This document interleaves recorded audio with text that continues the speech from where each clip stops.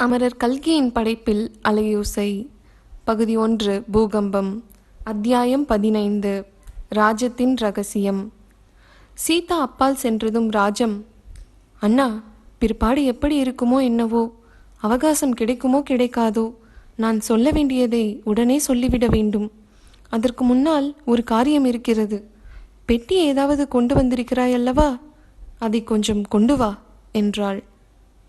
அவளுடைய பரபரப்பின் காரணத்தை சிறிதும் அறியாத கிட்டாவையர், பெட்டி கொண்டு வந்திருக்கிறேன் ராஜம், தாழ்வாரத்தில் இருக்கிறது. ஆனால் அதற்கு என்ன இப்போது அவசரம்? மெதுவாய் போய் கொண்டு வந்தால் போச்சு. பெட்டி நல்ல கனம், அதை யாரும் சுலபமாக எடுத்துக்கொண்டு போக முடியாது என்றார். அதற்காக சொல்லவில்லை அண்ணா, வேறு காரணம் இருக்கிறது. பெட்டியை உள்ளே கொண்டு வா. அப்படியே வாசலில் எட்டி பார்த்து, இவர் டாக்டரோடு காரில் ஏறிக்கொள்கிறாரா என்று கவனித்து வா. அநேகமாக மருந்து வாங்கி கொண்டு வருவதற்காக போவார் என்றாள் ராஜம். நீ எதற்காக இவ்வளவு அதிகமாய் பேச வேண்டும்? நான் அடுத்த ரயிலுக்கு போகிறதாக உத்தேசமில்லை. மெதுவாக பேசிக்கொள்ளலாமே என்று கிட்டாவையர் சொல்வதற்குள்ளே ராஜம்மாள், அண்ணா, உனக்கு புண்ணியமாக போகட்டும். கொஞ்சம் நான் சொல்லுகிறபடி செய். ரொம்ப முக்கியமான விஷயம். நான் சொல்ல வேண்டியதை சொல்லிவிட்டால் பிறகு என் மனது நிம்மதி அடையும். சொல்லி முடிகிற வரையில் பெரிய பாரமாயிருக்கும். சீக்கிரமே போய் எட்டி பார்த்துவிட்டு பெட்டியையும் எடுத்துக்கொண்டு வா என்றாள். இதற்கு மேல் அவளோடு விவகாரம் செய்வதில் பயனில்லை என்று கிட்டாவையர் அறைக்கு வெளியே சென்று தாழ்வாரத்தின் ஓரமாக எட்டி பார்த்தார். ராஜம் எதிர்பார்த்தபடியே துரைசாமி காரில் ஏறிக்கொண்டிருப்பதைக் கண்டார். தாழ்வாரத்தில் வைத்திருந்த பெட்டியை அறைக்குள் எடுத்து கொண்டு வந்து வைத்தார். அண்ணா, கொஞ்சம் கதவை சாத்து. சீக்கிரம் பெட்டியை இங்கே என் பக்கத்தில் கொண்டு வா என்றாள். கிட்டாவையர் அப்படியே செய்தார். செய்துவிட்டு ராஜம்மாள் செய்த காரியத்தை வியப்புடனே பார்த்து கொண்டிருந்தார். ராஜம் சட்டென்று நிமிர்ந்து உட்கார்ந்து கொண்டு தலைமாட்டில் வைத்திருந்த 2 தலையணைகளில் ஒன்றை அவசரமாக எடுத்தாள். தலையணை உரையை கழற்றிவிட்டு ஒரு பக்கத்தில் போட்டிருந்த தையலை அவசரமாக பிரித்தாள். தலையணை பஞ்சுக்குள் கையை விட்டு எதையோ எடுத்தாள். முதலில் 2 கத்தை ரூபாய் நோட்டுகள் வெளிவந்தன. பிறகு மிக அழகிய வேலைப்பாடு அமைந்த இரத்தின மாலை ஒன்று வெளிவந்தது. மாலையில் தொங்கிய பதக்கத்தில் வைரங்கள் ஜொலித்தன. வைரங்களுக்கு மத்தியில் பொன்னிற கோமேதகம் ஒன்று கண்ணை கவர்ந்தது. அண்ணா, அண்ணா, இந்த 2000 ரூபாய் நோட்டையும் இந்த இரத்தின மாலையையும் உன் பெட்டிக்குள்ளே பத்திரமாக வை. சீக்கிரம் வை என்றாள். கிட்டாவையர் தயங்கினார். அவர் உள்ளத்தில் என்னவெல்லாமோ சந்தேகங்கள் உதித்தன. ராஜம், இது என்ன என்றார். இது ஒன்றையும் நான் திருடிவிடவில்லை அண்ணா. முதலில் உன் பெட்டிக்குள் பத்திரமாக எடுத்து வை. பிறகு எல்லாம் விவரமாக சொல்லுகிறேன். சொல்லித்தான் ஆக வேண்டும். கிட்டாவையர் ஏதோ விசித்திரமான கனவு காண்கிறோம் என்று எண்ணிக்கொண்டு ரூபாய் நோட்டுகளையும் இரத்தின மாலையையும் எடுத்து பெட்டிக்குள்ளே வைத்தார். பெட்டியை பூட்டிவிட்டு தலை நிமிர்ந்து சகோதரியை பார்த்தார். ராஜம் மறுபடியும் ஒரு தடவை புன்னகை புரிய முயன்றாள். அந்த முயற்சியின் பலன் கிட்டாவையருக்கு விபரீதமாகப்பட்டது. ராஜம், உடம்புக்கு ஏதாவது செய்கிறதா? மறுபடியும் டாக்டரை கூப்பிடச் சொல்லட்டுமா என்று ஆதூரமாய் கேட்டார். வேண்டாம் வேண்டாம், டாக்டர் வந்து என்னத்தை செய்து விடுவார் பாவம். அவர்தான் உன்னிடம் சொல்லிவிட்டாரே. இனிமேல் மனோதைரியம்தான் எனக்கு மருந்து. கதவை திறந்து விட்டு வா, எல்லாம் சொல்லுகிறேன் என்று ராஜம் கூறி பழையபடி தலையணையில் சாய்ந்து கொண்டாள். இத்தனை நேரம் உட்கார்ந்தபடி பேசியது காரணத்தினால் அவளுக்கு மூச்சு வாங்கிற்று. கிட்டாவையர் படுக்கையின் அருகில் வந்து உட்கார்ந்து கவலையுடன் அவளை பார்த்தார். அண்ணா, நான் சொல்ல வேண்டியதை உன்னிடம் சொல்லாமல் சாக மாட்டேன். சொல்லாமல் செத்தால் என் நெஞ்சு வேகாது. ராஜம், இப்படியெல்லாம் பேசாமல் இருக்க மாட்டாயா? நீ சும்மா இருந்தாலே போதும். நான் ஒன்றும் உன்னை கேட்கவில்லை என்றார் கிட்டாவையர். ராஜம் சற்று நேரம் சும்மா இருந்தாள். மூச்சு வாங்கியது நின்றது. சிறிது களைப்பு நீங்கியது. நீ ஒன்றும் கேட்க மாட்டாய். ஆனால் நான் சொல்லி தீர வேண்டும். இப்போது கொடுத்தேனே, இந்த 2000 ரூபாய் பணமும் சீதாவின் கல்யாணத்திற்காக கொடுத்திருக்கிறேன். இரத்தின மாலையும் கல்யாணத்தின் போது அவளுக்கு போடுவதற்காகத்தான். அண்ணா, நீயே சொன்னாய், 20 வருஷமாக உன்னை நான் ஒன்றும் தொந்தரவு செய்யவில்லை என்று. அதற்கெல்லாம் சேர்த்து இப்போது தொந்தரவு கொடுக்கிறேன். சீதாவுக்கு நீதான் கல்யாணம் செய்து வைக்க வேண்டும். ஊருக்கு அழைத்து கொண்டு போய் அந்த பக்கத்திலேயே நல்ல வரனாக பார்த்து கல்யாணம் பண்ணி கொடுக்க வேண்டும். ஆகட்டும் என்று வாயை திறந்து சொல்லு. சொன்னால்தான் எனக்கு நிம்மதி ஏற்படும். டாக்டர் சொன்னது போல் ஒருவேளை உடம்பு குணமானாலும் ஆகும் என்றாள். ராஜம், இப்படி நீ என்னை கேட்க வேண்டுமா? சீதாவை அப்படி நிராதரவாய் விட்டு விடுவேனா? லலிதாவைப் போல் சீதாவையும் என்னுடைய பெண்ணென்றே நினைத்து கொண்டிருக்கிறேன். கட்டாயம் நம்ம பக்கத்திலேயே வரன் பார்த்து கல்யாணம் செய்து வைக்கிறேன். நீயும் கூட இருந்து பார்த்து சந்தோஷப்பட போகிறாய். ஆனால் சீதாவின் கல்யாணத்துக்காக உன் அகத்துக்காரருக்கு தெரியாமல் பணம் சேர்த்து வைத்து கொடுக்க வேண்டுமா? கிராமாந்தாரத்து ஸ்திரீகள் இப்படியெல்லாம் செய்வார்கள் என்று கேள்விப்பட்டிருக்கிறேன். வீட்டுச் சாமான்களை விற்றும் சீட்டு பிடித்தும் நாட்டுப்புறத்து ஸ்திரீகள் பணம் சேர்த்து வைப்பதுண்டு. அந்த மாதிரி நடத்தையை உன்னிடம் நான் எதிர்பார்க்கவில்லை. அந்த மனுஷருக்கு தெரிந்தால் என்ன நினைத்து கொள்வார்? உன்னை பற்றி என்ன என்று எண்ணுவார்? என்னை பற்றித்தான் என்ன என்று நினைப்பார்? எனக்கு பிடிக்கவே இல்லை. கொஞ்சம் இரு அண்ணா, நீ பாட்டுக்கு பேசிக்கொண்டே போகாதே. அப்படியெல்லாம் நான் தப்பு காரியம் பண்ண மாட்டேன். அவருடைய பணத்திலிருந்து காலனா நான் எடுத்தது கிடையாது. நம்ம வீட்டில் நீங்கள் எனக்கு செய்து போட்ட நகைகளையும் ஆரம்பத்தில் இவர் எனக்கு பண்ணி போட்ட நகைகளையும் விற்று அவருக்கு கஷ்டம் வந்தபோது கொடுத்திருக்கிறேன். வீட்டுச் செலவு பணத்திலிருந்து எப்படி பணம் மிச்சம் பிடிக்க முடியும்? இந்த பம்பாய் பட்டினத்தில் குடித்தனம் பண்ணி பார்த்தால் உனக்கு அந்த கஷ்டம் தெரியும். இந்த பணமும் ரத்தின மாலையும் சீதாவின் கல்யாணத்திற்கு என்று தெய்வத்தின் கிருபையால் கிடைத்தவை. கேட்டால் உனக்கு கதை மாதிரி இருக்கும். நான் குழந்தையாய் இருந்த காலத்திலிருந்து எனக்கு கதை புத்தகங்கள் படிக்க பிடிக்கும் என்றுதான் உனக்கு தெரியுமே. தமிழிலே வெளியான அவ்வளவு கதை புத்தகங்களும் நான் படித்திருக்கிறேன். ஹிந்தி பாஷையிலும் அநேக கதை புத்தகங்கள் படித்திருக்கிறேன். வருஷம் 355 நாளும் இந்த 3 அறையிலே அடைந்து கிடக்கும் நான் வேறு என்னத்தை தான் செய்வது? எப்படி பொழுது போக்குவது? நான் படித்திருக்கும் 1000 கதைகளில் நடந்த அதிசயங்களை காட்டிலும் அதிசயமான சம்பவம் என்னுடைய வாழ்க்கையில் உண்மையாகவே நடந்தது. அதை உனக்கு சொல்லப் போகிறேன். வேறு யாருக்கும் இது தெரியாது. சீதாவுக்கு கூட தெரியாது. இந்த சமயத்தில் கையில் காப்பியுடன் வந்தாள் சீதா. அம்மாவும் மாமாவும் பேசிக்கொண்டிருக்கும் போது அறைக்குள் வரலாமோ கூடாதோ என்று அவள் தயங்கியதாக காணப்பட்டது. வா அம்மா என்று தாயார் ஈனக்குரலில் கூறியதும் தைரியமடைந்து உள்ளே வந்தாள். கிட்டாவையர் அவளிடமிருந்து காஃபியை வாங்கி கொண்டார். நீ கொஞ்சம் சாப்பிடுகிறாயா என்று ராஜத்தை பார்த்து கேட்டார். கொஞ்சம் கொடு. இத்தனை நாளும் நான் உயிரை வைத்து கொண்டிருப்பது டாக்டர் கொடுத்த மருந்தினால் அல்ல, இந்த காஃபியினாலேதான் என்றாள் ராஜம். பின்னர் சீதாவை பார்த்து, குழந்தாய், வாசலில் அப்பா வந்துவிட்டாரா என்று பார். ஒருவேளை சாப்பிடக்கூட மருந்து இல்லை. அப்பா மருந்து வாங்கி கொண்டு வந்தவுடனே ஓடி வந்து சொல்லு என்றாள். அந்த குறிப்பை சீதா அறிந்து கொண்டு அறையில் இருந்து வெளியேறி மச்சுப்படிகளின் வழியாக கீழே சென்றாள். ராஜம் கிட்டாவையரை பார்த்து, அண்ணா, இப்போது நான் சொல்லப் போகிற விஷயத்தை இவரிடம், அதாவது சீதாவின் அப்பாவிடம் நீ ஒரு நாளும் சொல்லக்கூடாது. வேறு யாரிடமும் சொல்லக்கூடாது. வீட்டிலே மன்னியிடம் கூட சொல்லப்படாது. சொல்லுவதில்லை என்று சத்தியம் பண்ணிக்கொடு. வேண்டாம், சத்தியம் வேண்டாம். நீ சொன்ன சொல்லை நிறைவேற்றுவாய் என்று எனக்கு தெரியும். யாரிடமும் சொல்லாதிருப்பாய் அல்லவா என்று சொல்லி நிறுத்தினாள். சொல்லவில்லை. நீயே என்னிடம் ஒன்றும் சொல்லாமல் இருந்தால் நல்லது. பேசினால் உனக்கு இறைக்கிறது. இப்படி உனக்கு தொந்தரவு கொடுப்பதற்காகத்தானா நான் பம்பாய்க்கு வந்தேன்? எனக்கு ஒரு தொந்தரவும் இல்லை, கேள் என்றாள் ராஜம். எனக்கு இந்த தடவை உடம்புக்கு வந்து 20 நாளாயிற்று. நன்றாக ஞாபகம் இருக்கிறது. நான் படுத்துக்கொண்ட அன்றைக்கு வெள்ளிக்கிழமை சாயங்காலம் அம்பிகையின் படத்துக்கு முன்னால் விளக்கேற்றி வைத்துவிட்டு நமஸ்காரம் பண்ணினேன். ஷியாமலா தண்டகம் ஸ்தோத்திரம் சொன்னேன். அம்மா தாயே பராசக்தி, நீதான் என் குழந்தை சீதாவை காப்பாற்ற வேண்டும். நல்ல இடத்தில் குழந்தைக்கு கல்யாணமாக கிருபை செய்ய வேண்டும் என்று வேண்டிக் கொண்டேன். உடம்பு ஏதோ மாதிரி இருந்தது.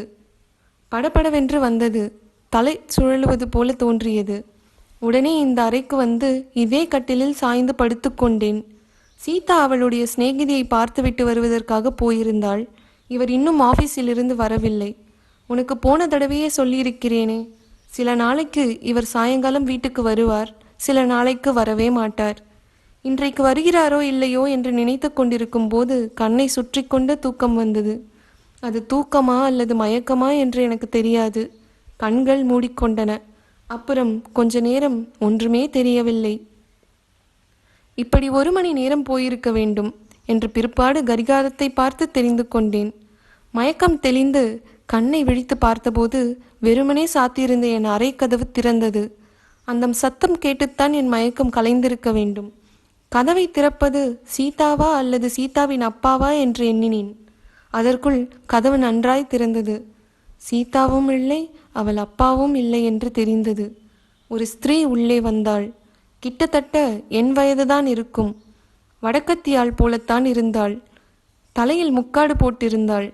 கையில் ஒரு சின்ன தோல் பெட்டி வைத்திருந்தாள். என் சமீபமாக வந்து, ராஜம்மாள் என்கிறது நீதானா என்று கேட்டாள்.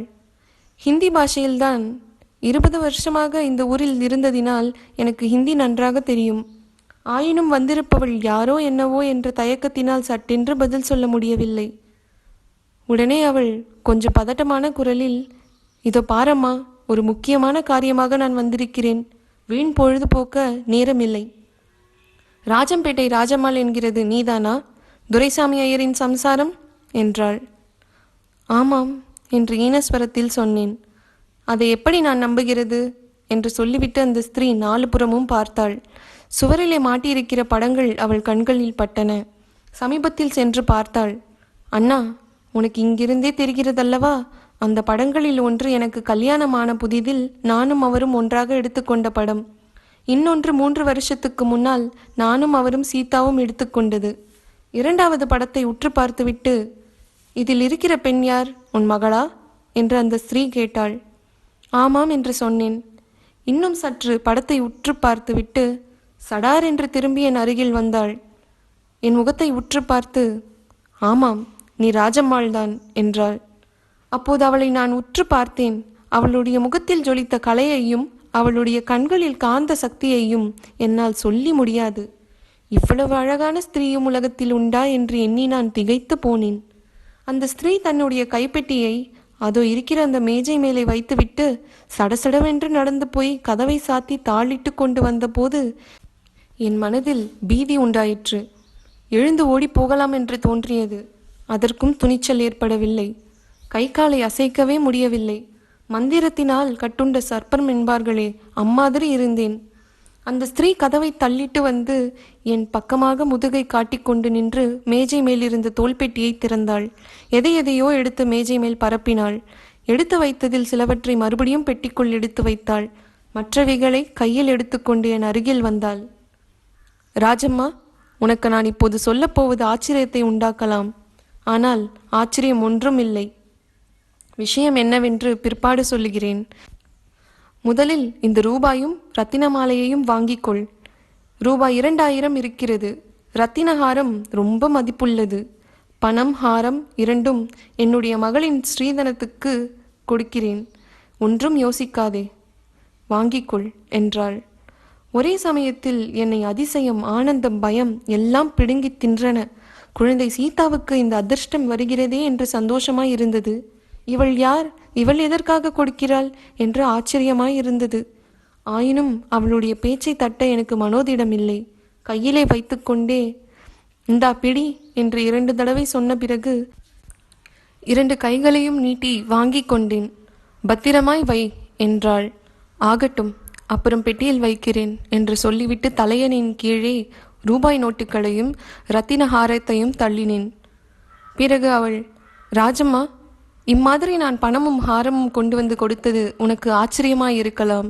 இவள் யார், முன்பெண் தெரியாதவள், இம்மாதிரி கொடுப்பதற்கு என்று நீ நினைக்கலாம். உனக்கு என்னை தெரியாதுதான். ஆனால் உன்னை ரொம்ப நாளாக எனக்கு தெரியும். வெகு காலத்துக்கு முன்னால் உனக்கு நான் ஒரு கெடுதல் பண்ணினேன். வேண்டும் என்று செய்யவில்லை. ஏதோ தெய்வாதீனமாக அப்படி நேர்ந்து விட்டது. அதற்கு பரிகாரமாகத்தான் இந்த பணத்தையும் ஹாரத்தையும் கொடுத்திருக்கிறேன். இவற்றை நீ பத்திரமாக காப்பாற்றி வைத்திருந்து கல்யாணத்தின் போது உன் மகளுக்கு கொடுக்க வேண்டும். ஆனால் இப்படி நான் கொடுத்தேன் என்கிற விஷயத்தை யாரிடமும் சொல்லக்கூடாது. வேறு யாரிடமும் சொன்னாலும் உன் புருஷனிடம் சொல்லவே கூடாது, தெரிகிறதா என்றாள். நான் பதில் என்ன சொல்வது என்று தெரியாமல் பிரமித்து போயிருந்தேன். என்ன பேசாமல் இருக்கிறாய் ராஜம்மா? நான் சொன்னதெல்லாம் தெரிந்ததா என்று சிறிது கடுமையான குரலில் கேட்டாள். தெரிந்தது என்று முணுமுணுத்தேன். நான் சொன்னபடி செய்வாயா என்றாள். நான் சும்மா இருந்தேன். உடனே அந்த ஸ்திரீயின் முகத்தில் ஒரு மாறுதல் ஏற்பட்டது. பத்திரகாளியாக மாறினாள். கண்கள் நெருப்புத் தணலைப் போல் ஆயின. கைப்பெட்டிக்குள்ளேயே கையை விட்டு எதையோ எடுத்தாள். எடுத்த வஸ்து பலபலவென்று ஜொலித்தது. அது என்னவென்று நினைக்கிறாய் அண்ணா என்று ராஜம் கேட்டு நிறுத்தினாள். ராஜம் சொல்லி வந்த கதையை பற்றி இன்னது நினைப்பதென்று தெரியாமல் கிட்டாவையர் ஸ்தம்பித்து போயிருந்தார். ராஜம் சரியான ஞாபகத்துடன் பேசுகிறாளா என்று அடிக்கடி அவருக்கு சந்தேகம் உண்டாயிற்று.